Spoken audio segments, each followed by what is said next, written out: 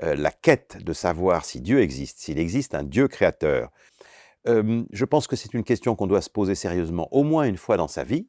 Je ne dis pas qu'il faut la poser tous les jours, mais il faut se la poser au moins une fois dans sa vie. Donc voilà, je pense que tous les gens ont une certaine anxiété de savoir si Dieu existe, parce que, vous voyez, la question de l'existence de Dieu, bon, elle est importante en elle-même, mais il y a une autre question qui est très très importante et qui nous touche tous, c'est: y a-t-il une vie après cette vie? Or, cette question est complètement connexe, parce que si Dieu n'existe pas, il est très certain qu'il n'existe pas de vie après cette vie. Alors que par contre, si Dieu existe, ce que toutes les religions monothéistes prétendent, c'est que dans ce cas-là, il y a une vie après cette vie. C'est important pour nous. Est-ce qu'après notre mort, nous allons aller dans un au-delà où nous allons peut-être retrouver nos parents ou nos grands-parents, des personnes qu'on a beaucoup aimées? Voilà.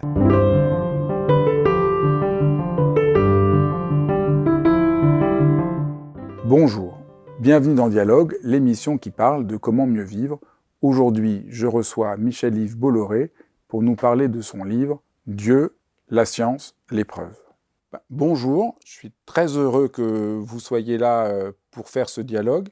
Votre livre « Dieu, la science, l'épreuve, l'aube d'une révolution » a un côté un peu monumental. C'est vraiment un travail qu'on sent qui vous a pris pas seulement le temps de l'écriture, mais on sent bien que le temps de la pensée, le temps de la maturation a dû être très long. Comment est né ce livre?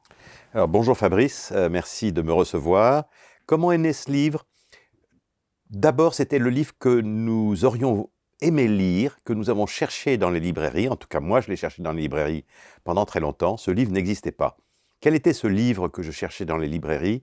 C'était un livre qui aurait décrit tout ce que le XXe siècle a découvert comme découverte scientifique nouvelle et qui pose, on ne peut pas dire qu'elle prouve l'existence de Dieu, mais qui pose de nouveau l'existence de Dieu avec des arguments quand même très forts. Et on aurait voulu trouver un livre qui expose ça de façon claire, accessible à tous, et en même temps très documenté. Et ce livre n'existait pas. Nous l'avons cherché et on s'est dit avec Olivier qu'on allait l'écrire. Et nous avons commis une erreur salutaire, c'est que nous avons pensé qu'il suffirait d'1 an pour écrire ce livre. En fait, quand on a voulu vraiment le faire et qu'on a voulu essayer d'avoir ces caractéristiques d'accessibilité notamment, et en même temps d'être très complet, nous nous sommes rendus compte que c'était très très difficile. Et en fait, on a mis 3 ans et demi avec 20 spécialistes qu'on a recrutés. Mais ce désir de savoir ce que dit la science aujourd'hui de l'existence de Dieu, cette question ou cette quête, vous l'aviez quand vous étiez adolescent, c'est venu comment c'est venu Alors oui, ce alors désir? oui, tout à fait. C'est-à-dire que je pense que la quête de savoir si Dieu existe, s'il existe un Dieu créateur, je pense qu'elle est partagée par les gens. Et quand on nous dit comment ça se fait que ce livre marche si bien, je pense que c'en est la preuve, bien entendu. Je pense que c'est une question qu'on doit se poser sérieusement au moins une fois dans sa vie. Je ne dis pas qu'il faut la poser tous les jours, mais il faut se la poser au moins une fois dans sa vie. Et on voulait que la personne qui se la pose puisse disposer en un seul volume, dans un langage très accessible. Je pense que ce livre est lisible à partir de l'âge de 15 ou 16 ans, et il n'est pas du tout destiné à des scientifiques, il est lisible par absolument n'importe qui, parce que les idées qui sous-tendent ces preuves sont relativement simples en elles-mêmes. Donc voilà, je pense que tous les gens ont une certaine anxiété de savoir si Dieu existe, parce que, vous voyez, la question de l'existence de Dieu, bon, elle est importante en elle-même, mais il y a une autre question qui est très très importante et qui nous touche tous, c'est: y a-t-il une vie après cette vie? Or, cette question est complètement connexe, parce que si Dieu n'existe pas, il est très certain qu'il n'existe pas de vie après cette vie. Alors que par contre, si Dieu existe, ce que toutes les religions monothéistes prétendent, c'est que dans ce cas-là, il y a une vie après cette vie. C'est important pour nous. Est-ce qu'après notre mort, nous allons aller dans un au-delà où nous allons peut-être retrouver nos parents ou nos grands-parents, des personnes qu'on a beaucoup aimées? Voilà. Et donc, c'est quand même une question importante. Il y a quand même aujourd'hui en France 50% des gens en France qui pensent que Dieu existe, 50% des gens qui pensent que Dieu n'existe pas. Alors le fait d'ailleurs que ce soit justement maintenant très débattu, augmente au fond finalement ce désir d'avoir des réponses. Parce que je pense qu'à une époque, peut-être il y a 50 ou 100 ans, quand la France était quasiment en totalité chrétienne, je pense que les gens ne se posaient pas de questions, en fait, finalement. Tandis que maintenant que c'est 50-50, nous voyons bien que cette division 50-50, elle n'est pas géographique, elle ne divise pas le nord et le sud de la France ou l'est et l'ouest, elle passe au milieu des familles. Aujourd'hui, maintenant, vous avez le père qui croit en Dieu et la mère qui n'y croit pas, ou bien un frère qui y croit et la sœur qui n'y croit pas. Donc la division passe au milieu des familles, et nous, on le voit, vous savez, quand on fait des conférences, il y a des gens qui viennent nous donner des livres à dédicacer, et ils nous disent à chaque fois, tiens, ça c'est pour mon petit-neveu qui ne croit pas, ou c'est pour mon père qui a perdu la foi, ou ça c'est pour ma tante. Donc c'est très amusant. On voit cette inquiétude qui a grandi parce que les Français sont divisés. Donc ça c'est, je pense, un point très intéressant. Et donc nous étions, d'abord nous voulions que ce soit un livre qu'on puisse, le livre qu'on avait envie de lire nous-mêmes, bien sûr, mais en même temps, je pense que nous étions très contents de répondre à cette soif que les gens ont de se dire « mais alors, où est la vérité dans tout ça ?» Quand la question de Dieu travaille un être humain, la question donc, que ça le travaille, la première chose qui vient à l'esprit, ce n'est pas forcément de chercher des preuves et la compréhension scientifique.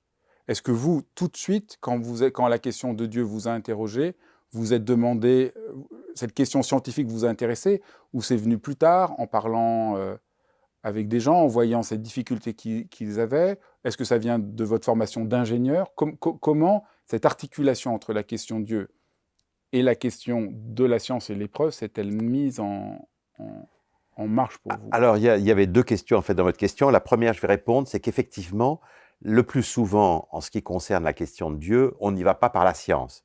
Plein de gens ont d'abord des expériences. C'est ça. Plein de gens disent, tiens, je crois avoir un songe, ou je crois avoir entendu ma grand-mère qui me parlait à l'oreille, ou je crois l'avoir vu au détour d'un Non, mais bois. plus amplement. Beaucoup de gens ont l'impression de rencontrer Dieu, de J'allais rencontrer le Christ. y venir. Voilà, Froissart a dit, j'ai rencontré Dieu. Il y a beaucoup de gens qui ont eu des expériences mystiques. Donc, je pense que les expériences mystiques ne sont pas des choses qui sont extraordinaires. Beaucoup de gens ont eu des expériences qu'on appelle les near-death experiences, les expériences de mort imminente, le détachement du corps. Bon. Donc, il y a beaucoup d'expériences, j'allais dire, un peu surnaturelles ou mystiques.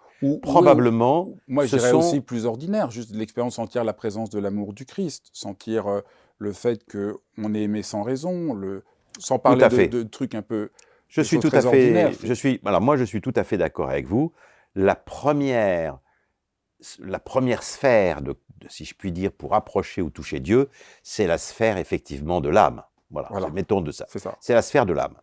Alors, Jean-Paul II avait dit, qui était vraiment très intelligent, avait dit que l'homme était comme un oiseau et qu'il avait deux ailes. Il avait l'aile de la foi et l'aile de la raison. Donc ce que nous venons de dire, l'aile de l'âme ou l'aile de la foi, c'est pareil, c'est-à-dire l'aile de toute cette partie de nous qui est, si je puis dire, spirituelle. Voilà, c'est notre partie spirituelle en nous. C'est clair. Mais il y a une autre aile qui a été un peu abandonnée, qui est l'aile de la raison. Et les deux devraient aboutir normalement au même résultat. Donc, pour répondre maintenant à la question, effectivement, Olivier Bonnassies et moi, nous sommes tous les deux des ingénieurs. Olivier Bonnassies de façon plus importante encore, puisqu'il est polytechnicien, ce qui est quand même très intéressant. Et en plus de ça, il faut le savoir, Olivier Bonnassies, il était tout à fait incroyant athée quand il avait 20 ans à Polytechnique. Et puis, il s'est posé cette question, et il s'est posé la question dans le domaine de la raison. C'est-à-dire qu'il a décidé d'étudier tout ce qui, dans le domaine de la raison, pouvait ou pas prouver Dieu. Et il était persuadé que les croyants étaient des imbéciles ou des gens obscurantistes ou irrationnels. Il était persuadé que toutes les explications qui étaient données, il allait les casser en petits morceaux très vite. Et en fait, en s'intéressant à tout ça, il s'est aperçu que c'était juste l'inverse. Et il est devenu croyant en Dieu à l'âge de 20 et quelques années. Ça lui a pris même 2-3 ans le temps d'étudier tout ça. Donc, vous voyez que l'aile de la raison est quand même aussi une aile intéressante. Et surtout, ce qui est très important, c'est qu'au XXe siècle, il y a eu des découvertes extraordinaires dont le contenu n'est pas tellement compliqué, qui sont revenus mettre sur la table, comme on dit aujourd'hui, la nécessité de l'existence d'un Dieu créateur pour expliquer l'univers. C'est-à-dire qu'aujourd'hui, si on veut expliquer l'univers sans Dieu créateur, c'est vraiment très difficile. Je dirais même que c'est presque, ça frise l'impossible. Voilà donc la raison. J'y reviendrai après, c'est intéressant de rentrer dedans. C'est très frappant que votre livre a un tel impact. Je crois qu'en essayant de réfléchir, je pense que c'est sûr que c'est un choc pour beaucoup de gens que depuis, on pourrait dire à partir du XVIe siècle, je ne sais pas ce que vous diriez, la science Oui, tout à semblait fait. aller contre la Voilà, question tout à fait. de Dieu. Avant, la question de Dieu était une certaine évidence. Les gens vivaient un peu en relation à cette question-là. Et donc, au fond, votre livre, c'est d'essayer de donner une autre direction que celle qu'a prise... Voilà. Ce livre, évidemment, il est là parce qu'il y a eu des découvertes au XXe siècle, précisément au XXe siècle, pas avant. Précisément au XXe siècle, il y a eu 4 très grandes découvertes sur 4 grands sujets qui montrent que l'existence d'un Dieu créateur est nécessaire pour expliquer le monde. Mais comme vous le disiez, si on se place au moment de la Renaissance, vers 1500, probablement en Occident, en Europe, 100% des gens croient en Dieu. Et c'est à partir, comme tout le monde sait, l'héliocentrisme, c'est-à-dire la première des découvertes, c'est que c'est pas la Terre qui est au centre de l'univers, c'est le Soleil qui est au centre de l'univers et la Terre tourne autour, qui commence par ébranler les croyants. Et ensuite de ça, une deuxième chose qui va ébranler les croyants, c'est que non seulement c'est la Terre qui tourne autour du Soleil, mais en plus on peut le mettre en équation. Alors ça, le fait de le mettre en équation, si vous voulez, ça frappe les gens, parce que avant, les gens pensaient que c'était forcément miraculeux et surnaturel. Donc tout ce qui est miraculeux et surnaturel, il y a forcément Dieu. À partir du moment où il y a des lois naturelles, les gens se disent « Ah tiens, il y a des lois naturelles. » Alors s'il y a une loi naturelle, on n'a plus besoin de Dieu pour expliquer comment ça marche. Et s'il n'y a plus besoin de Dieu, il n'y a qu'un pas à faire pour dire c'est qu'il n'existe pas. En fait, si on y réfléchit bien, c'est pas du tout vrai. C'est pas parce qu'il y a une loi naturelle qui fait que la Terre tourne autour du Soleil que Dieu n'existe pas. Bon. Mais en tout cas, c'est comme ça que les gens ont commencé à le percevoir à partir de ces grands savants que nous connaissons tous, que sont Copernic, Galilée, Newton et ensuite Kepler, Laplace, voilà, qui vont mettre tout en équation, puis toutes les planètes en équation. Alors évidemment, les gens vont se dire, bon, il y a des lois naturelles. Mais il y a d'autres lois naturelles qui vont surgir. La première, c'est que la Terre s'est formée de façon naturelle, non pas il y a quelques milliers d'années, mais il y a des millions d'années, ça c'est Buffon. Et puis après, l'homme n'est pas apparu à partir de rien des mains de Dieu, il est sorti avec l'évolution, c'est Lamarck et Darwin, de l'évolution d'animaux, et donc notre corps est issu d'une évolution d'animaux. Et alors donc ça, effectivement, ça a choqué terriblement les gens, on est en 1850, 1900, et ça choque terriblement les gens. Là, vraiment, je pense que les gens vont... Parce qu'en plus de choquer les gens, c'est humiliant. Parce que les gens s'imaginaient qu'on était tout à fait différents des animaux, et donc ils ne seraient pas venus... bon. Alors, le fait que notre corps soit issu du monde animal, ça a humilié les gens.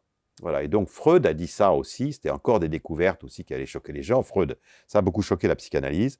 Donc, Freud a dit, voilà, l'homme est humilié parce que la Terre n'est pas au centre de l'univers. Dieu est humilié parce que l'homme est humilié parce que l'homme n'est pas le centre du monde. Il est sorti des primates. En gros, en langage populaire, il descend du singe. Bon, voilà. Et puis, moi, Freud, il faut dire que Freud est très, très vaniteux. Et moi, Freud, je rajoute que l'homme n'est même pas au centre de lui-même. Il n'est même pas le maître de ses propres pensées, puisqu'il est dominé par son propre inconscient. Voilà, donc tout ça choque, et effectivement, en 1900, on atterrit dans une situation où beaucoup d'intellectuels sont devenus complètement athées. Donc ça, c'est vraiment... j'ai beaucoup réfléchi en essayant de comprendre un peu ce qui se passe. Ça, c'est un des aspects. Votre livre essaye de... Donc il y a une sorte de, on pourrait dire, de dissonance pour les gens qui sont croyants, parce qu'il y a l'expérience qu'ils font, leur foi, et du point de vue de la raison, ça semble illogique, irrationnel, donc c'est quand même assez douloureux pour... il y a une sorte de contradiction, et votre livre montre que l'expérience de la foi n'est pas contradictoire avec la raison, donc ça c'est le premier point. Et puis après, bon, ce dont vous avez parlé au début de notre entretien, pour ceux qui ne croyaient pas à cause de ces explications, aujourd'hui, ces explications sont mises en question. Donc je dirais que c'est les deux aspects assez, je dirais, assez bouleversants et qui, à mon avis, font que les gens sont assez bouleversés par votre livre dans les deux cas. On est très touché sur le fait qu'effectivement les gens soient sensibles à tout ça. Je crois que ce qu'il faut bien dire, plusieurs points que j'aurais peut-être dû dire au début, c'est que ce livre ne parle ni de foi ni de religion. Ça, c'est très important parce que les gens ont toujours peur de la notion du Dieu moralisateur. Alors, ils n'ont pas envie d'entendre parler d'un Dieu qui se sont mis en résumé en fais pas ci, fais pas ça, vous voyez? Voilà. Donc nous, on ne parle pas de Dieu, de ce qu'il pense, on ne parle pas de Dieu qui il est, qu'est-ce qu'il pense, qu'est-ce qu'il veut, qu'est-ce qu'il demande, etc. Ça ne fait pas partie du livre.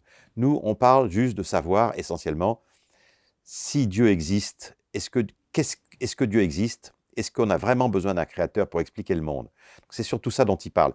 Et alors, effectivement, ce qui va se passer, et ce sont des idées simples, c'est que le XXe siècle vont découvrir 3 choses incroyables. Je vais faire très court. Non, mais c'est bien qu'on aborde ça, parce que très court. C'est le cœur du livre. Le livre. XXe siècle vont découvrir simultanément des choses d'abord dont les scientifiques n'avaient pas envie.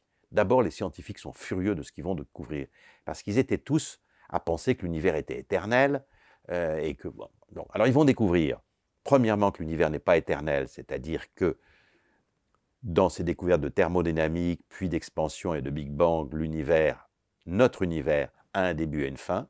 Donc ça, c'est très choquant. Si vous voulez, le choc que les chrétiens ont eu avec Darwin, maintenant, c'est les matérialistes qui l'ont avec ça. Parce que comment on peut expliquer ça? On voit bien que ça pose un problème. Le deuxième, c'est que les paramètres qui définissent l'univers sont réglés à la 15e décimale. Bon, je parle un peu en langage populaire, mais grosso modo, c'est ça. Nous connaissons la vitesse de la lumière, on sait que c'est 300 000 km/s. Et aujourd'hui, on a des ordinateurs qui sont tellement puissants et des modèles mathématiques qui sont tellement parfaits qu'on peut se dire qu'est-ce qui se passerait si à la place de 300 000 km/s, il y aurait 1 km/s de plus. Bon. Ça ne marche plus. Eh bien, ça ne marche plus. Et au début, il y a eu une explosion, l'univers s'est mis en expansion très rapide. Si la 15e décimale de cette vitesse d'expansion, il y a un savant qui l'a calculé, était plus 1 ou moins 1, l'univers n'existe plus non plus. Donc ça pose un problème. On voit bien que ça pose un problème. On ne dit pas que la solution est là, mais on voit bien que ça pose un problème. Si tous les paramètres sont réglés à la 15e décimale, qui c'est qui a réglé à la 15e décimale? Bon. Alors, un coup de chance, mais ce coup de chance il est tellement, tellement improbable que c'est tout à fait extraordinaire. Et puis la troisième découverte, encore pire, si je puis dire, c'est que tout le monde pensait que le vivant surgissait de la matière de façon assez naturelle, c'est ce qu'a dit Darwin avec la soupe primitive. Il disait on va touiller une soupe primitive avec du soufre au plein d'un volcan, il y a un coup de tonnerre, et puis voilà, avec un peu de chance, il y a une cellule vivante qui apparaît. Mais maintenant, on sait qu'une cellule vivante, c'est comme un vaisseau spatial. Il y a dedans, il y a des ordinateurs que sont l'ADN, l'ARN, le ribosome, il y a des langages codés tout à fait complexes et assez extraordinaires, il y a une capacité de mémoire énorme, et donc notre cellule vivante, elle ressemble plus à un iPhone qu'à une molécule évoluée. Avec une chose en plus qui est tout à fait extraordinaire, c'est qu'une cellule vivante, elle se reproduit, alors que notre iPhone, il ne sait pas se reproduire du tout. Donc, on se rend compte que le vivant est une chose d'une complexité absolument inouïe, et tous les gens qui faisaient des expériences pour touiller des soupes primitives en espérant qu'une cellule vivante allait apparaître, ces gens-là, ils ont abandonné. Et au fond, c'est une sorte d'aveu, c'est-à-dire qu'ils ont compris qu'ils n'avaient aucune chance d'y arriver. On va reprendre les 3 points, parce que oui, c'est important. Oui, on peut reprendre tous les 3. Donc, le premier point, alors ça c'est vraiment... Le début et la fin. Le début et la fin. Donc, pendant longtemps, l'univers semblait être sans début et sans fin. C'est une conception qu'on trouve, chez beaucoup de peuples. Et vous racontez la surprise, même le côté où comment Einstein est gêné de cette découverte. Comme c'est un scientifique, il est honnête, il le reconnaît. Peut-être vous pouvez... Oui, absolument. Alors, si on se place il y a 100 ans, alors 100 ans dans l'histoire des idées, c'est très peu de temps. Hein. Nous sommes en 1922. En 1922, Einstein est persuadé que l'univers est éternel, comme tout le monde, et qu'il est stable, et qu'il est infini géométriquement. Voilà ce que croit Einstein. Et c'est intuitivement logique. C'est ce qui est normal de croire. En fait, il va bien voir, parce que c'est lui qui invente toutes ces équations de la relativité qui sont extraordinaires sur le cosmos, c'est lui qui va voir qu'il y a des problèmes d'instabilité. Et j'allais dire que pour que ça tienne debout, il modifie lui-même ses équations de façon artificielle. Et donc, c'est un jeune Russe qui va lui démontrer qu'il a tort, je vais quand même assez vite, qui s'appelle Friedman. Et Einstein, au début, jette le mémoire de Friedman à la poubelle en disant c'est un petit jeune russe, ça n'a aucun intérêt, mais finalement les gens viennent lui montrer que c'est Friedman qui a raison. Et puis il va faire une découverte avec Hubble sur le fait qu'il y a effectivement des galaxies et qu'elles s'éloignent les unes des autres. Et Einstein dit voilà, j'ai fait la plus grande erreur de ma vie. C'est tout à fait extraordinaire, c'est un homme très honnête. Il dit j'ai fait la plus grande erreur de ma vie parce que j'ai trafiqué mes équations pour que l'univers soit stable.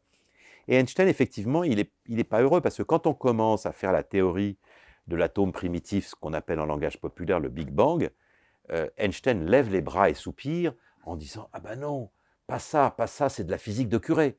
Bon, alors c'est très intéressant parce que si vous voulez, Einstein ne croit pas à la Bible, il ne croit pas au Dieu de la Bible, il croit bien qu'il y a un esprit créateur, mais d'un point de vue déiste, mais en tout cas de se retrouver avec un Big Bang qui ressemble beaucoup à la Genèse, ça le dérange énormément. Et c'est ça ce qui est intéressant d'ailleurs. Alors, peut-être on peut essayer de décrire un peu la découverte du Big Bang. Donc, c'était en partie par Lemaître, c'est ça? Alors, ce qu'on a d'abord découvert, c'est que l'univers était rempli de galaxies très variées et que ces galaxies, elles s'enfuyaient les unes vis-à-vis des autres. C'est-à-dire que la distance entre les galaxies augmente tout le temps. Et ça ne s'expliquait que par le fait que géométriquement, l'univers est en inflation, c'est-à-dire qu'il est de plus en plus grand. Voilà, il est de plus en plus grand. Donc ça, alors maintenant, si vous prenez une idée simple, c'est que tout ce qui gonfle, comme un ballon, ben, il a un début et puis un fin au moment où il va claquer. Donc Lemaître arrive, un Belge, qui a en plus le tort d'être un prêtre de l'Église catholique, ça va lui compliquer la vie, mais qui est un grand scientifique, bien entendu, qui est docteur du MIT en Amérique, etc., va rembobiner le film et il a dit, bon voilà, alors s'il y a une expansion, on remonte en arrière, et jusqu'où on remonte en arrière, et alors il fait cette théorie mathématique où l'univers est grand comme un point, même plus petit qu'un point. Et il appelle ça donc l'atome primitif, et pour se moquer de lui, il y a un scientifique qui dit, bah voilà l'homme du Big Bang, pour se moquer de lui. Puis finalement, l'expression, vous connaissez les médias, l'expression est formidable, et donc elle va faire florès, et donc tout le monde va adopter ce terme pour décrire le début de l'univers. Mais évidemment, ça va décoiffer les scientifiques, parce qu'ils n'aiment pas ça du tout. Et là, on est en 1930, et cette théorie va rester dans les tiroirs pendant 30 ans, parce que personne n'en veut. Voilà, c'est ça la raison, personne n'en veut, parce qu'elle fait trop... Le début de l'univers, on n'en veut pas. Vous comprenez, les scientifiques sont plutôt athées, ils n'en veulent pas. Ce qui va se passer, c'est que un grand prix Nobel, celui qui a préfacé notre livre, qui s'appelle Robert Wilson, exactement, en 1964, en 1964, va, je parle en langage populaire, entendre l'écho du Big Bang. Bon. La théorie de Lemaître avait prévu qu'il y aurait une sorte d'écho de cette explosion, voilà, ce qu'on appelle le rayonnement fossile cosmologique. Et donc, Robert Wilson va le découvrir, il va apporter la preuve que ce qu'on appelle l'atome primitif ou une singularité, on appelle ça Big Bang en termes populaires, continuons à l'appeler en termes populaires Big Bang, que le Big Bang est une réalité. Et tous les savants vont dire, bah oui, c'est vrai. Alors ça ne leur plaît pas, mais ils vont dire c'est vrai. Et alors Robert Wilson, qui préface notre livre, et qui est prix Nobel en 1978 pour cette découverte formidable, nous écrit dans la préface, eh bien, si la théorie, et pourtant il n'est pas croyant, si la théorie du Big Bang est vraie, on ne peut pas échapper à se poser la question de la création.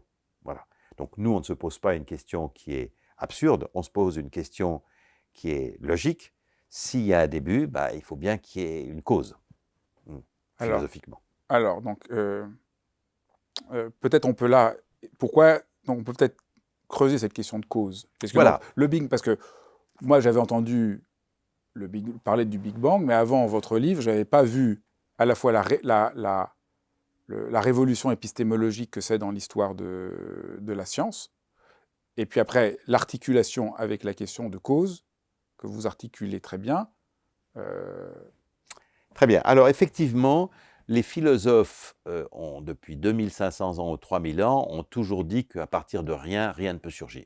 C'est-à-dire du néant, il n'y a rien qui peut surgir, dans une phrase latine qui est très très simple, ex nihilo nihil, c'est-à-dire rien à partir de rien.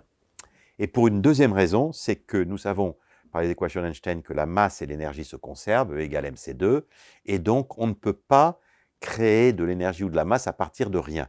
Donc une création à partir de rien violerait d'une part un principe philosophique et d'autre part un principe scientifique.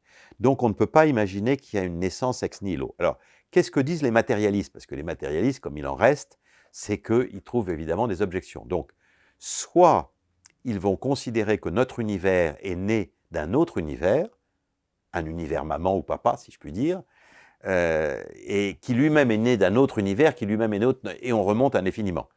Donc c'est ce qu'on appelle la théorie des multivers, c'est-à-dire de dire notre univers n'est qu'un univers parmi des milliers d'autres, et voilà, il en a surgi énormément d'autres. Donc voilà une des premières choses. Et puis il y en a quelques-uns qui ne croient pas beaucoup à cette théorie des multivers et qui disent si, on peut imaginer, c'est ce qu'a dit Hawkins, on peut imaginer que l'univers soit né à partir de rien.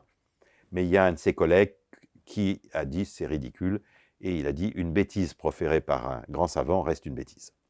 Bon, donc, ou bien on considère qu'il y a des multiples univers et que c'est une chaîne sans fin, ou bien on considère que malgré tout, on peut violer le principe philosophique et le principe scientifique et que l'univers a pu naître de rien. Voilà.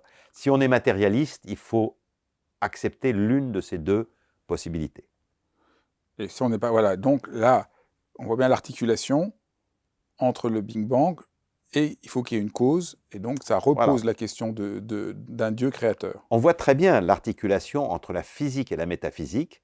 La physique a fait des tels progrès, et les mathématiques ont fait des tels progrès, qu'en fait la physique est venue envahir le champ de la métaphysique, voilà, c'est-à-dire de la religion, si on peut dire. Voilà. Alors, ça c'est le premier pilier. Grand pilier. Deuxième grand pilier, ce que vous appelez le réglage fin. Donc, ce que vous en avez un peu parlé, c'est le fait que c'est tellement l'ensemble des variables qui permettraient l'univers sont tellement précises que ça pose des questions. Voilà, exactement. Alors, ce problème ne se posait pas avant parce que c'est très récent qu'on puisse modéliser mathématiquement l'univers et qu'on ait des ordinateurs pour faire des calculs. Avant, ça n'existait pas. Donc, le problème ne se posait pas. Alors, donc, on a découvert que l'univers avait reposé sur des nombres. On considère qu'il y a 20 ou 30 nombres essentiels qui règlent l'univers. Alors, on en a cité la vitesse de la lumière, la vitesse de l'expansion de l'univers au début quand il a créé, la masse des particules, les forces d'attraction, la constante de gravité, etc. Voilà, disons 20 ou 30 nombres sur lesquels repose tout l'univers. Bon, très bien. Depuis qu'on a des modèles mathématiques et qu'on a des gros ordinateurs, il y a des gens qui se sont mis à dire « et si on faisait varier ce nombre d'un tout petit poil ?» Qu'est-ce qui se passe? Un seul des 20. Un seul des 20 ou 30, ouais. Voilà. Un seul des 30. Et alors, c'est Dicke qui le premier fait ça, donc on est il y a très très peu de temps, c'est dans les années 60-70, et il s'aperçoit que la vitesse d'expansion, si on modifie la 15e décimale, vous vous rendez bien compte, hein, je crois que notre nombre de sécurité sociale, notre numéro de sécurité sociale, il n'a que 12 chiffres. Donc, il faut rajouter 3 chiffres de plus pour voir ce qu'est, au nombre, ce qu'est la vitesse, la 15e décimale, c'est très très très loin. Si on la fait varier simplement de 1, la 15e décimale, il n'y a plus d'univers. Dans un cas, il aurait une expansion trop rapide, il serait dilué. Dans l'autre, il serait retombé sur lui-même.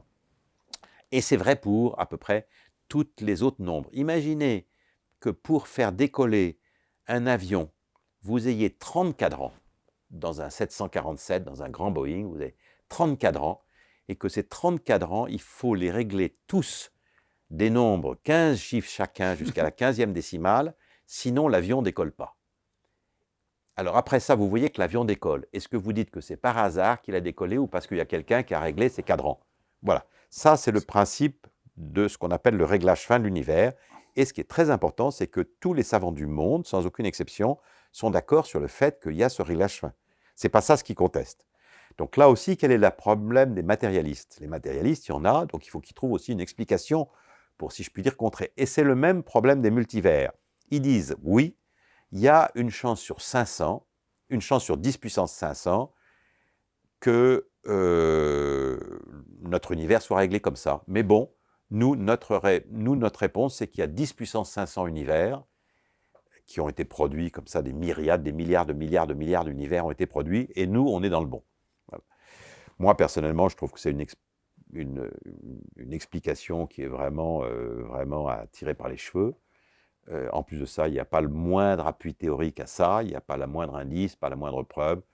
Donc on a le choix entre croire que l'univers a été créé par un Dieu qui a très bien réglé tout ça, ou bien de croire qu'il y a 10 puissance 500 univers. Voilà, donc là aussi, si vous voulez, le lecteur, l'auditeur, il faut qu'il croie entre ce qu'il y a le plus raisonnable.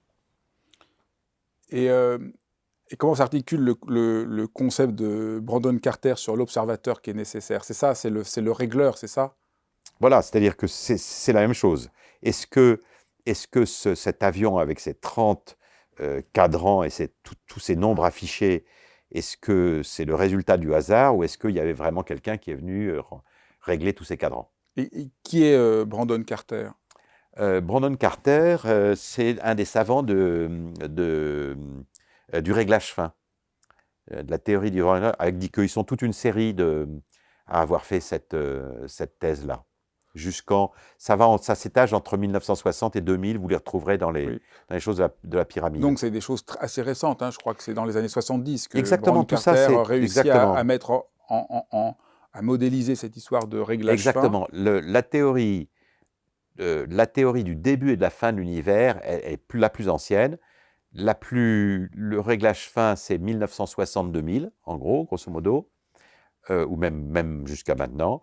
Et le passage de l'inerte au vivant, dont on dira peut-être un mot, voilà, c'est de 1900, quand on a découvert l'ADN, et qu'on a commencé à comprendre sa complexité, c'est-à-dire entre 1960 et aujourd'hui. Alors l'ADN, troisième pilier qui pose des... Alors, le troisième pilier qui pose un problème aux matérialistes, ça leur en fait beaucoup déjà, parce qu'il faut régler un problème, il faut accepter de régler le deuxième. Maintenant, il va falloir régler le troisième. C'est-à-dire que pendant longtemps, comme je vous le disais, on a cru que le passage de l'inerte au vivant se ferait de façon assez naturelle. Aujourd'hui, on sait que ce n'est pas un petit saut entre l'inerte et le vivant, c'est un gouffre abyssal. Voilà. Comment l'inerte est passé au vivant en sautant par-dessus ce gouffre abyssal? Personne ne le sait. Ce qu'on sait simplement, c'est que la probabilité qu'il arrive est infinitésimale, encore beaucoup plus faible que les réglages fins de l'univers. Donc, est-ce qu'il y a un nouveau principe anthropique, c'est-à-dire des réglages fins que nous ignorons, des lois que nous ignorons, qui à un moment donné ont permis à ça d'arriver, ou bien au contraire, c'est une intervention directe d'un Dieu créateur? Bon, on ne sait pas. Ce qu'on sait simplement, c'est que la probabilité qu'une cellule vivante apparaisse est infinitésimale. Voilà. D'ailleurs, plus personne aujourd'hui, comme je vous le disais, n'essaye de tripatouiller une soupe primitive pour faire surgir une cellule vivante. On sait que c'est tout à fait impossible. Voilà. Donc ça pose un problème. Voilà, c'est tout.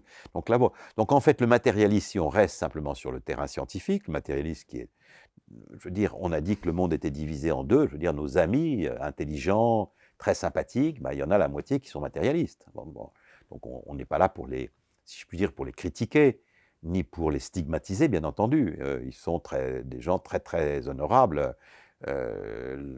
J'allais dire la moitié de nos amis, la moitié de nos familles, la moitié de nos collègues au bureau, maintenant, sont matérialistes, puisqu'on est 50-50. Bon.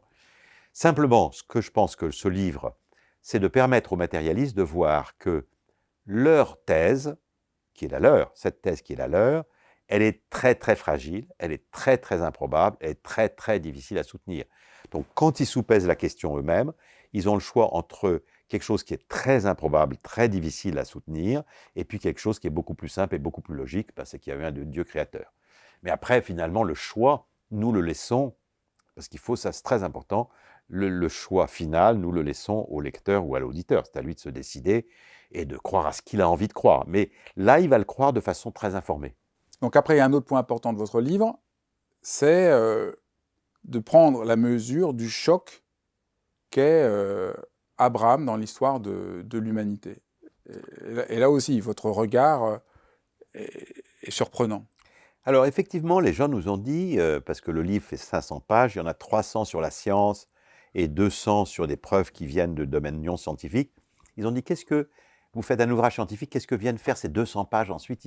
Ça n'a aucun sens, c'est comme un cheveu sur la soupe.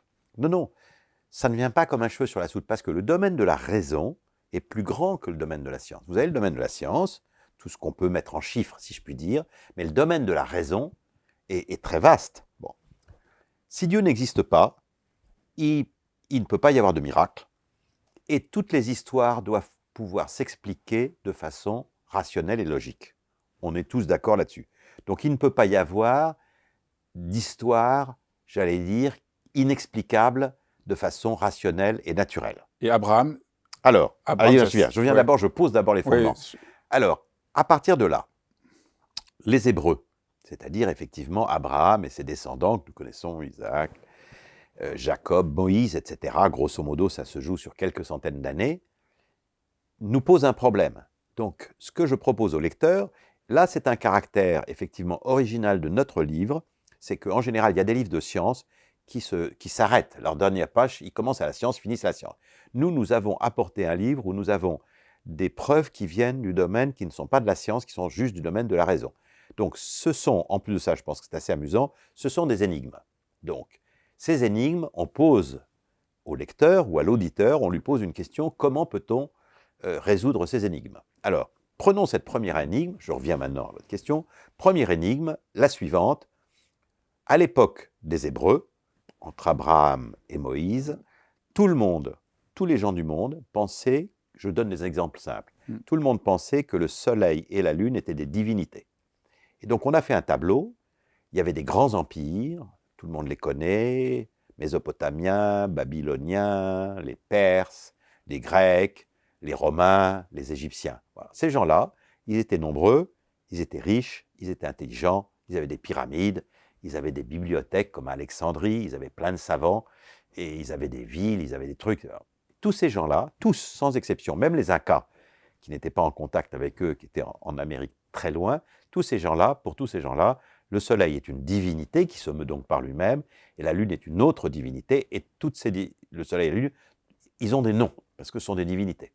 Et il y a un tout petit peuple, même pas un peuple, une tribu, j'allais dire, quelques tribus, qui vivent sous la tente, qui élèvent des moutons, qui n'ont pas de pyramide, qui n'ont pas de savants, qui n'ont pas de bibliothèque, qui n'ont rien du tout.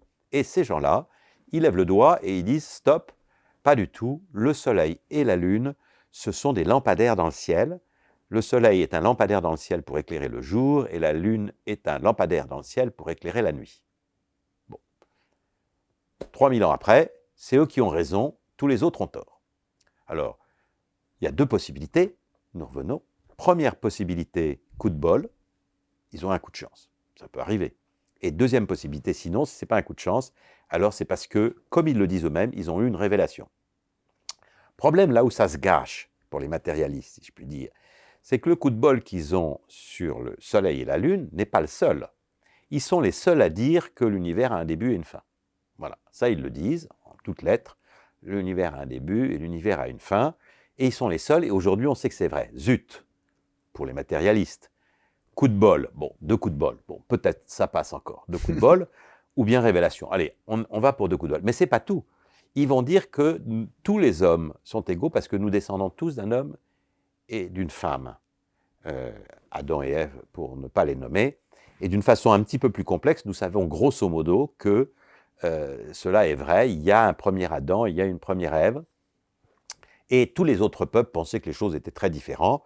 Même Hitler avait toute une théorie raciale disant que les Aryens étaient un peuple qui était sorti des glaces polaires, qui était tombé sur l'Allemagne et que c'était une race qui était sortie de... Voilà.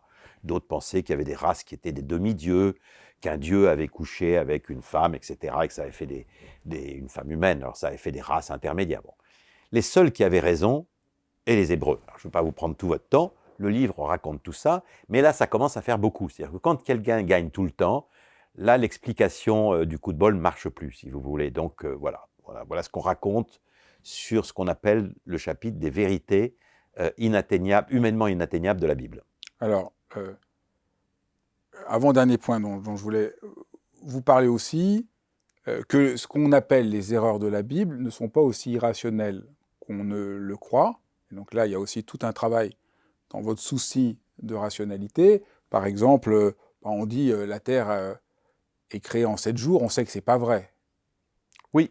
Alors effectivement, on a fait un chapitre sur... parce que quand on regarde les sites matérialistes, ils sont remplis de trucs sur la Bible a tort, la Bible raconte que la Bible raconte que l'univers a été créé en 6 ou 7 jours, et c'est pas vrai, nous savons que c'est en 13 milliards d'années. Voilà. Ça, vous ouvrez un site internet des athées, c'est la première chose que vous trouvez partout.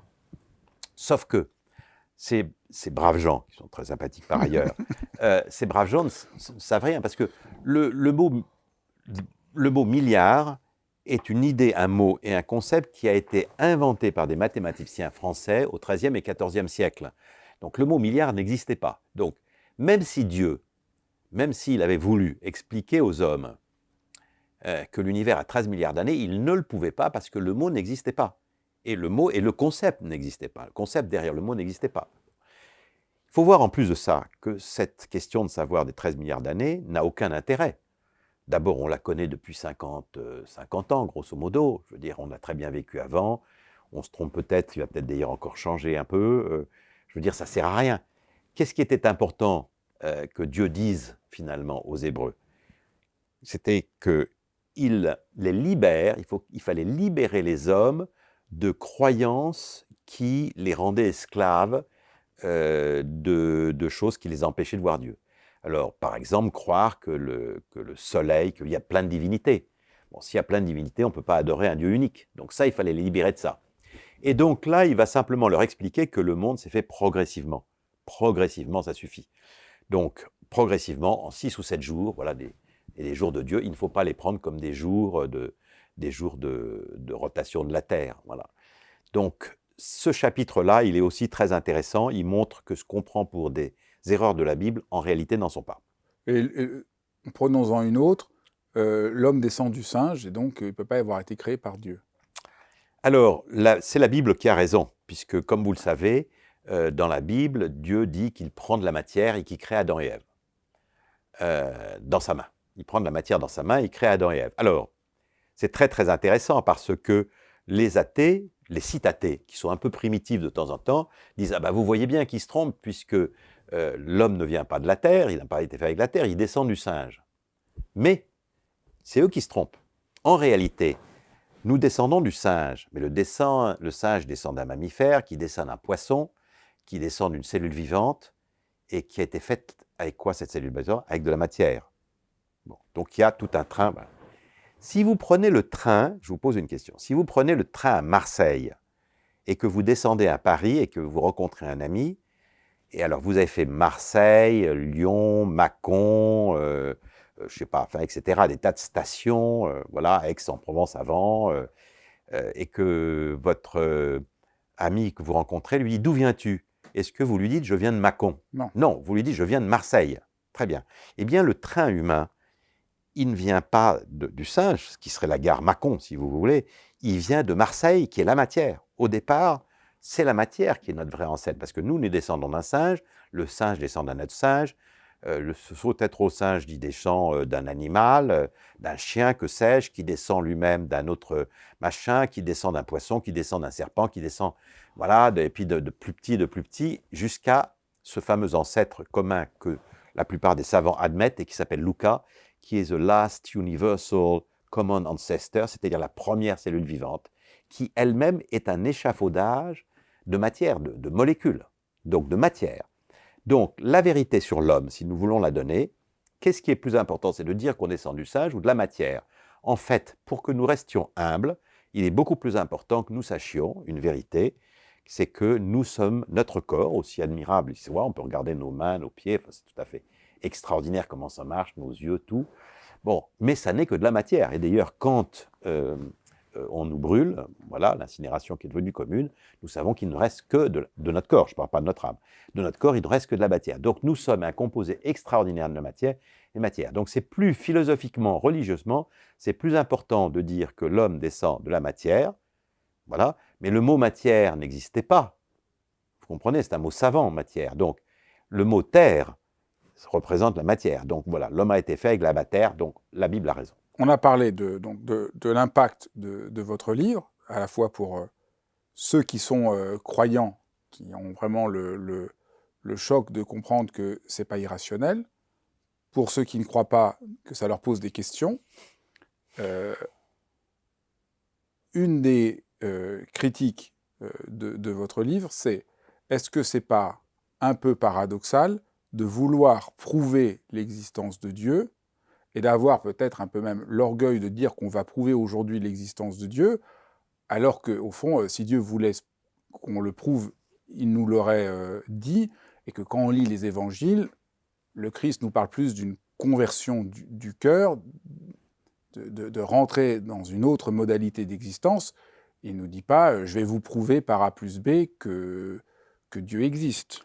Voilà. Alors, il y a d'abord une confusion normale, tout à fait normale, sur le mot preuve, parce que le mot preuve en français, il est utilisé pour différentes utilisations.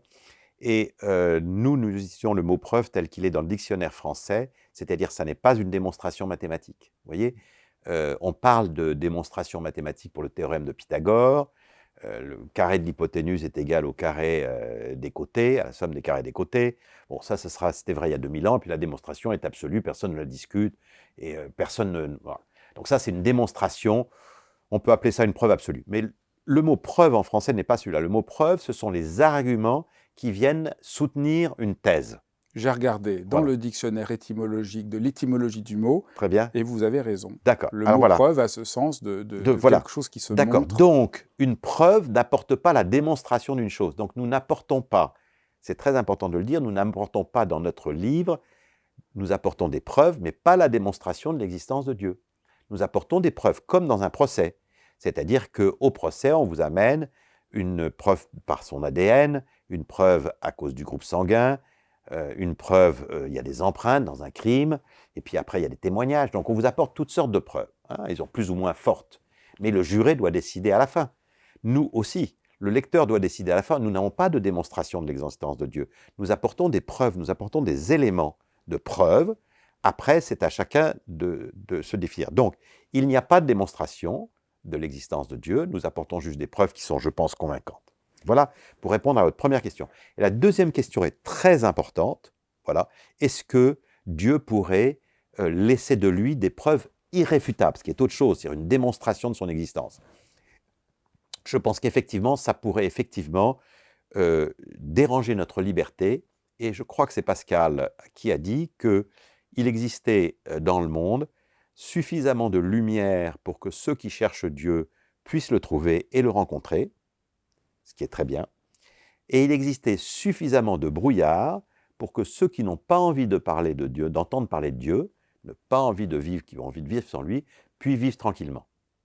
Voilà où nous en sommes, et je trouve que je pense que c'est très bien, je crois que c'est du Pascal, enfin, pas exactement dans les termes où je l'ai dit, mais l'idée est là, il y a suffisamment de lumière pour ceux qui veulent connaître Dieu pour qu'ils le trouvent, suffisamment d'obscurité pour que ceux qui ne veulent pas le trouver ne le trouvent pas. Parce que là, on voit bien le problème. Si on prouvait, au sens d'une démonstration de l'existence de Dieu, c'est la négation de la liberté et du sens de la rencontre, et de ce que pourrait être la rencontre avec Dieu comme une expérience existentielle fondamentale. Exactement. Donc, il n'est pas souhaitable qu'il y ait une démonstration. Ça ne veut pas dire qu'elle n'arrivera jamais, d'ailleurs.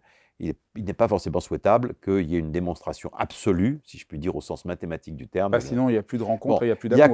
Il y a quand même des preuves philosophiques, et là aussi, il y a des degrés, c'est-à-dire que, bon, si on prend la philosophie de l'Église, elle dit qu'on peut accéder à Dieu par la raison, mais au sens des preuves que nous donnons, c'est-à-dire un faisceau de preuves convergentes et indépendantes, voilà, qui emportent la conviction. Mais il y a des gens qui diront non. L'argument sur lequel je voulais finir, c'est le sens profond de vouloir donner des preuves quand il s'agit fondamentalement d'une rencontre. Et donc c'est ça, est-ce qu'il n'y a pas quelque chose... Non, je pense que Dieu, parce qu'il y a un effort pour chercher, dans ce brouillard pour chercher Dieu, il n'est pas trop épais, on peut le trouver. Je pense que Dieu est sûrement très content qu'on fasse un effort pour le chercher et le connaître. Bien sûr, parce que la définition de Dieu, c'est d'être un esprit omniscient, éternel, tout-puissant. Et s'il nous a créés, c'est parce qu'il veut avoir des enfants de plus et des amis de plus. Et donc, tous ceux qui essayent de le chercher un peu à tâtons, il ne peut que, bien sûr, qu'apprécier ça. Eh ben, merci beaucoup. Je crois qu'on a fait un sorte de petit panorama de ce livre très dense, dont je voudrais, en conclusion, redire à la fois l'ampleur conceptuelle et aussi pourquoi il a un tel impact émotionnel, parce qu'il touche des choses aussi fondamentales. Merci beaucoup. Merci beaucoup, Fabrice. Merci d'avoir suivi cet épisode de Dialogue. Si vous voulez promouvoir l'existence de cette chaîne, surtout likez la chaîne, abonnez-vous pour ne pas manquer les prochains épisodes et je vous dis à très vite.